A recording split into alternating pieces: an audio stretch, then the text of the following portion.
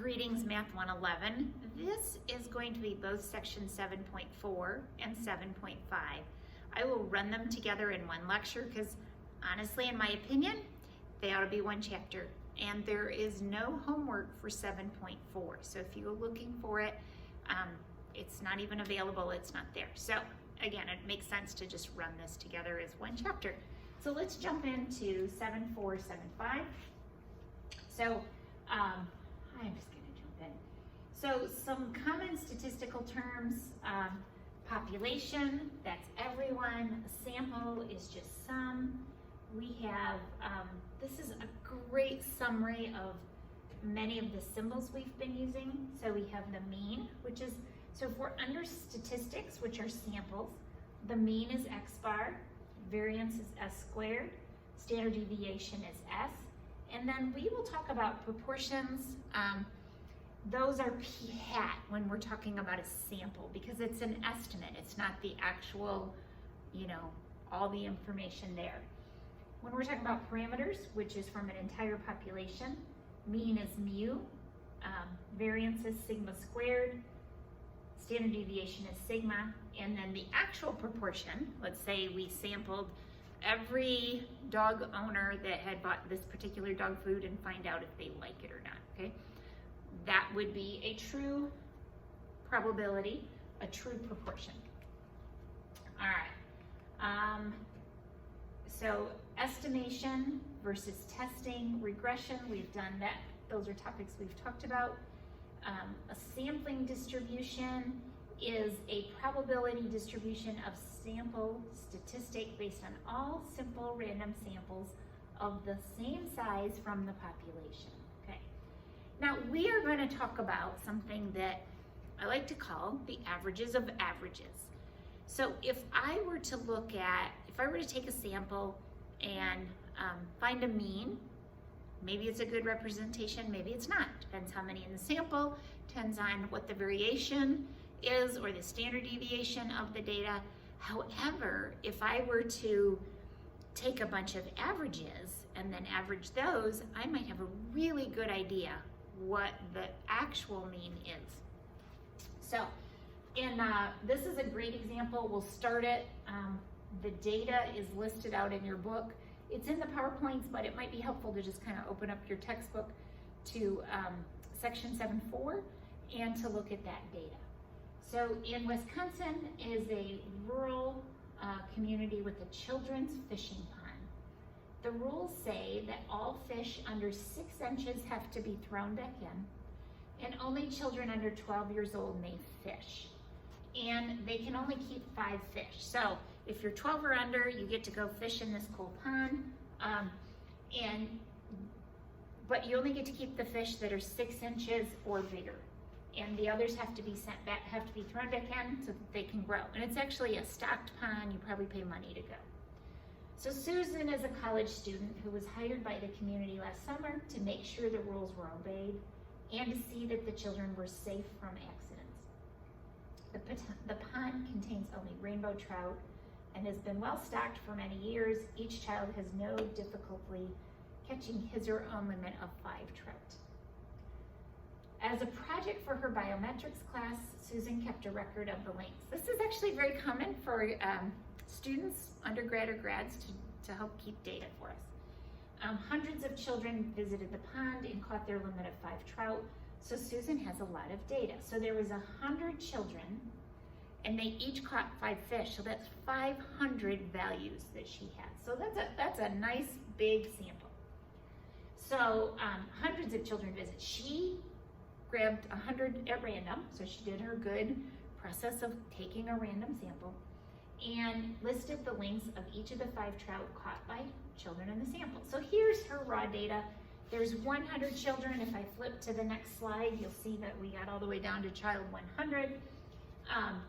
And then there were 5 measurements under each child, and this is the mean for each child. So child 1 caught these 5 fish, and the average was 10.8. So on and so forth. That's what this data is. And so this is in your book. Then for each child, she listed the mean length of the 5 trout that each child caught. So what is the mean of all those 500 fish. Well, it doesn't matter if we took all those individual, so if we have the mean of child 1, the mean of child 2, all the way down, child 3, and then we went down and we said the mean of child 100, and then we took a mean of all those, okay? We could do it that way, or we could just take all 500, so add up all the individual lengths of all these fish and find out the mean of all 500. It doesn't matter if you do the mean of each child and then average those, or if you average all 500, right? Mathematically, those are the same. So we can do it either way, and it doesn't matter. But that's what we're gonna tell. We could do a histogram. We could take, because there's 100 values, right? We have all these different means. We could do a histogram of all the X bar values. So one of the things you need to get really good at is paying attention to the difference between X. So X is one piece of raw data. So one fish. So that's one fish length. Or X bar is the mean of each child's, in this case, each child's 5 fish. Okay, so in this case, we're going to talk about the mean. So we looked at that last column on the raw data, and we created a histogram so we could see what that would look like. And what we find is a histogram that looks like this. So sure enough, it's bell-shaped, symmetrical. I would expect that, right? Fish are naturally occurring. There's a boatload of them, right? We had 500 fish. Each child got 5 fish, so lots of data. I would expect it to look this way. And we call that a probability sampling distribution. And the mean of the X bar of trout lengths on a basic based on random samples of size 5. So, all right, let's jump. I'm going to skip over some stuff because we want to jump into 7.5. So you can see I always feel like this section kind of leaves me hanging, honestly. So we're going to jump into section 7.5, and talk about something that's called the central limit theorem. So for a normal distribution, we have mu and sigma, and we can also, to find the sampling distribution for the statistic X bar. What's X bar? X bar is the mean of a sample. For large samples, use sample estimates to construct a good approximate sampling distribution for the statistic X bar. And another thing we're going to talk about is learn the statement and underlying meaning of the central limit theorem well enough to explain it to a friend who's intelligent, but unfortunately doesn't know much about statistics. See, you have a job. You have a job to help people understand statistics. So the X bar distribution, given that X is normal, right? So we know that the X bar, the distribution of the averages, that was the histogram we just looked at, is normal if X is normal, if the distribution of X is. Okay, so we're going to continue this this discussion about the Pinedale fishing pond, and we want to look at a couple different things. So let me erase this. So if I looked at just individual fish, so the X, so for X, we see that mu is equal to 10.2 inches, and sigma is 1.4 inches. Right? So that's my mu and sigma for X. Again, that's a raw score. That's one fish. So the first question is, what is the probability that a single trout taken at random from the pond is between 8 and 12 inches long? So I would write that the probability that X is between 8 and 12. So probability that 8 is less than or equal to X, which is less than or equal to 12. Now, we learned in section 7.3 that we have to turn that into a z-score, right? So the next thing I'm going to do is say the probability that z is between two numbers, and I have to do that calculation. So I use z equals x minus mu over sigma. Again, I haven't used x bar yet, so hang on. But right this minute, I'm just using x.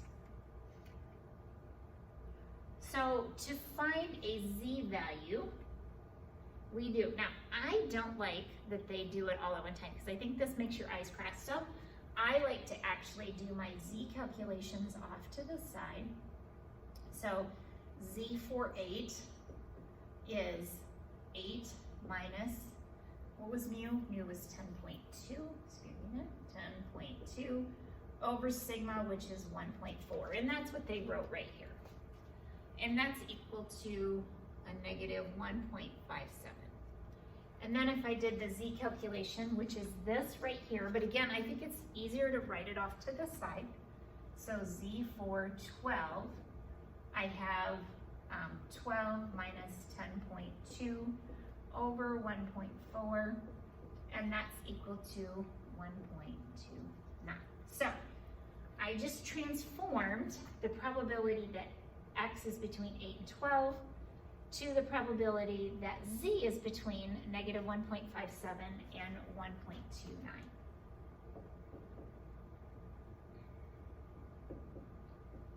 Okay, so now I have it in a z format. I remember that I can only look up things to the left that are less than, so I'm going to transform that again.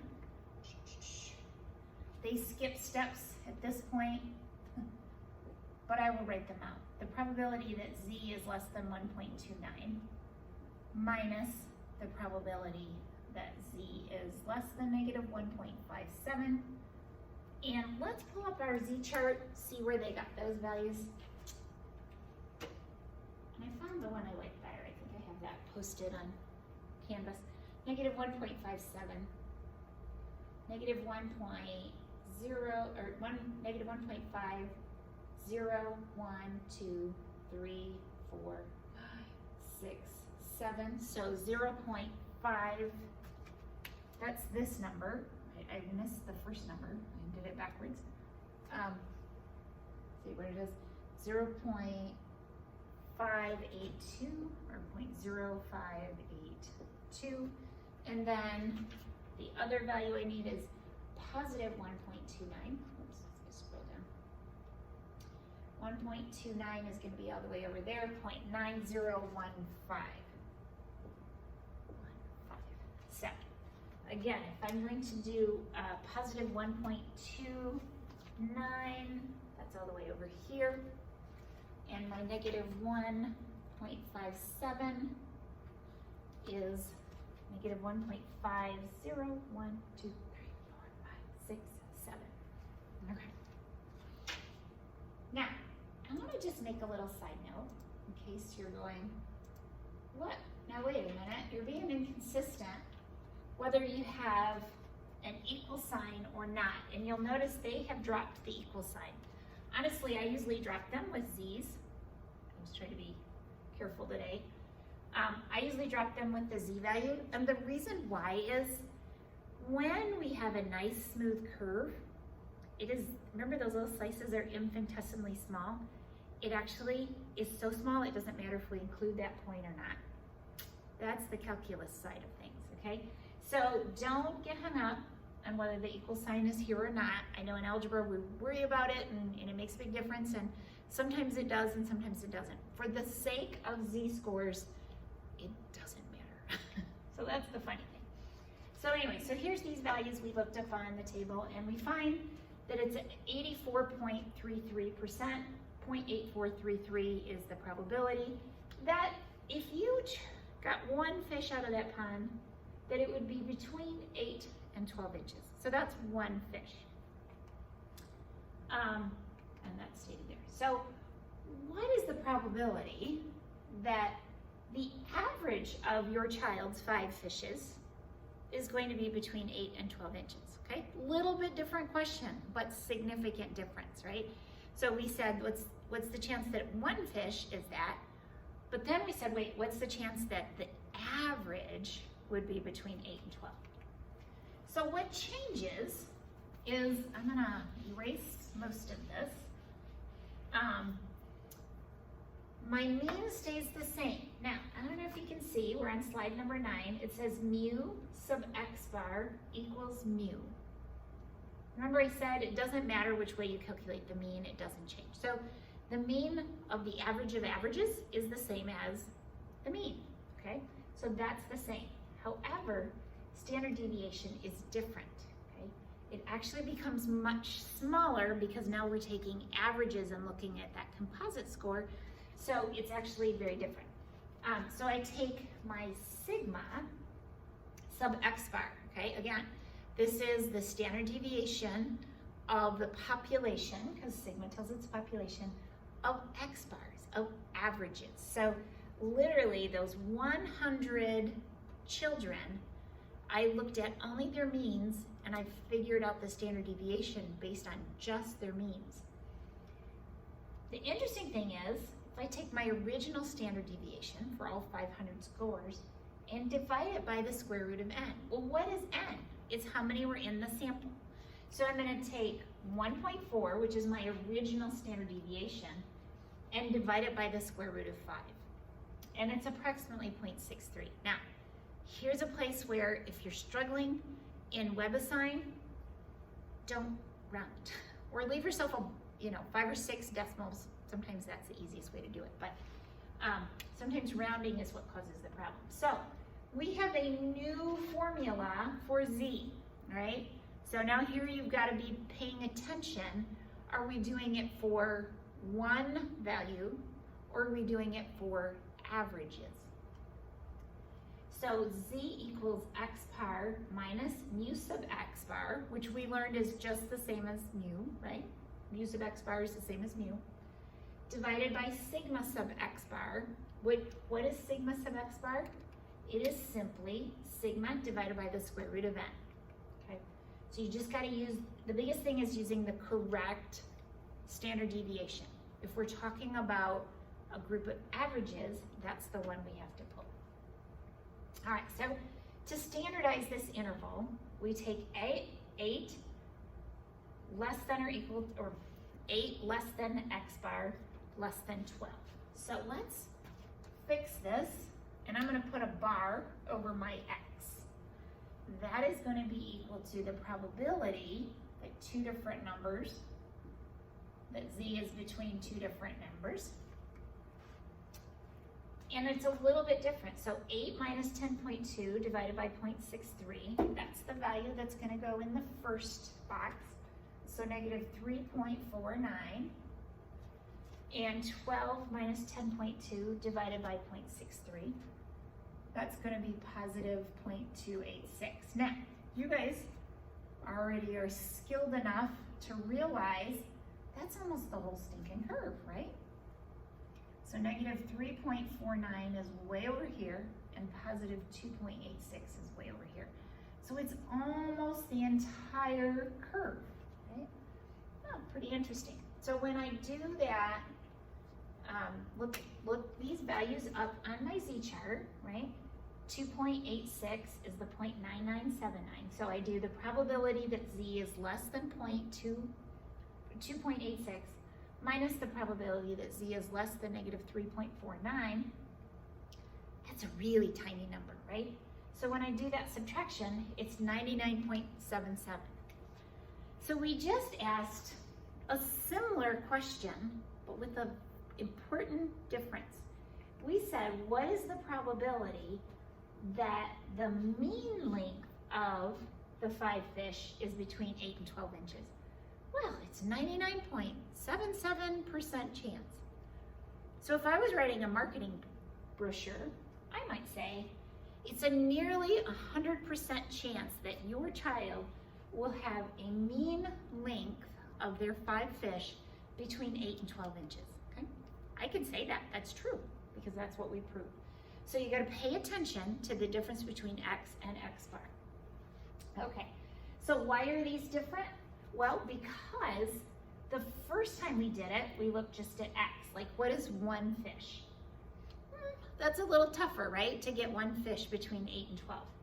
But it's pretty easy to get an average of your fish between 8 and 12, right? Because they have a different standard deviation. All right. So if we looked at these in a chart format, so this is for 1 fish, because the standard deviation is more spread out, right? The standard deviation was 1.4 for this graph. Oh, it says right here. And then the standard deviation for the averages for the X bar was 0.63. That's smaller, okay? The smaller the standard deviation, the more tightly grouped, and it's a taller, skinnier graph. So we see that they use the same, they have the same values on the x-axis, but they look very different and have different areas under the curve, actually. At least the purple part, the part we're looking for. The areas under the curve is always 1, right? Another, just to make sure you understand some terminology, the standard error is another way to talk about the standard deviation. So again, if we're talking about X bar, you have to do sigma divided by the square root of n. What is n? It's how many in each sample. There were 5 fish in each sample, so we divide by the square root of n. All right, so just to kind of summarize, mu sub X bar is equal to mu, so that's the population mean for the X bar distribution. So that's why I say the averages of averages, what that sounds like to me, is equal to whatever the mean of all the population is. Standard deviation of the population standard deviation of the X bar distribution is the standard deviation of all the individual values divided by the square root of n. Again, n is how many are in each sample. Z, we use X bar minus mu sub X bar over sigma sub X bar. Translate that into English for us.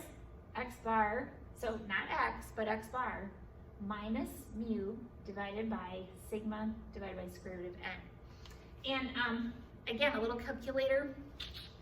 Let me just we'll do this last one.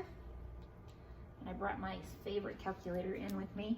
So if I was going to put in, let's do the, let's pretend we did the first half where it was 8 was my average. I'm gonna do, let me get it focused in, 8 minus, the mean is 10.2, and I'm gonna hit enter, and then I'm gonna divide, but I have to put the denominator in parentheses because I need to do sigma divided by the square root of n. So sigma was 1.4 divided by second square root 5, close the parentheses, close it again because there was already one there.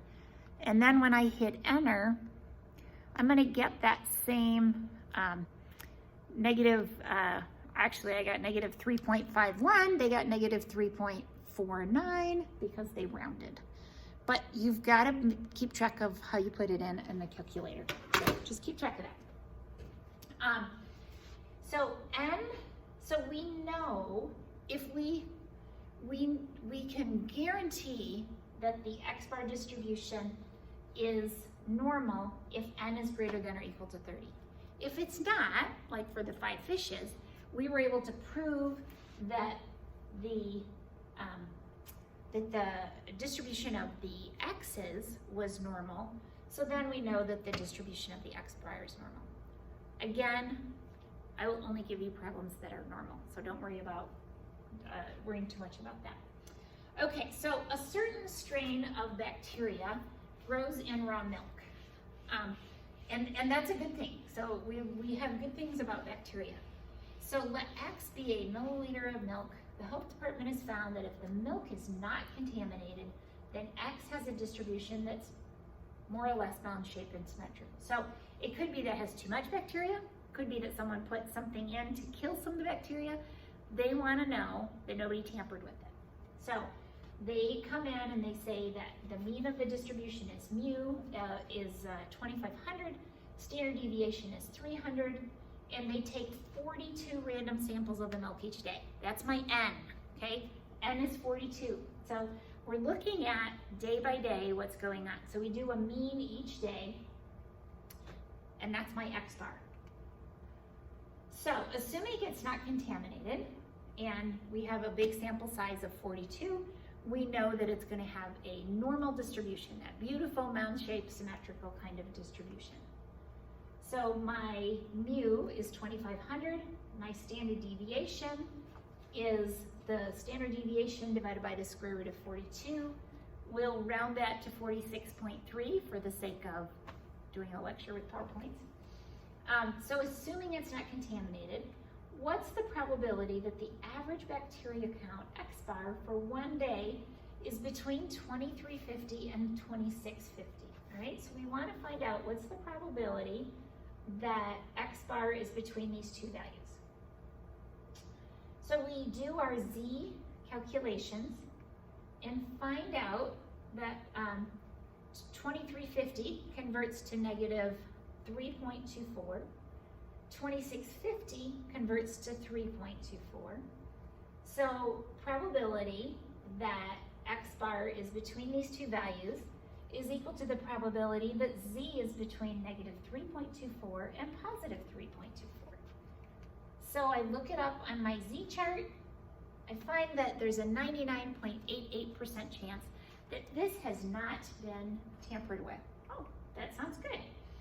So at the end of each day, the inspector must decide to accept or reject the accumulated milk that has been held in cold storage awaiting shipment. Suppose the 42 samples taken by the inspector have a mean bacteria count X bar that is not between those values. Ooh, something is up then. If it's not between these values, there's a really good chance that someone tampered with it. Either it's too high or too low, okay? So something has gone wrong. All right, so here's a good summary. I love my colored boxes. See you guys.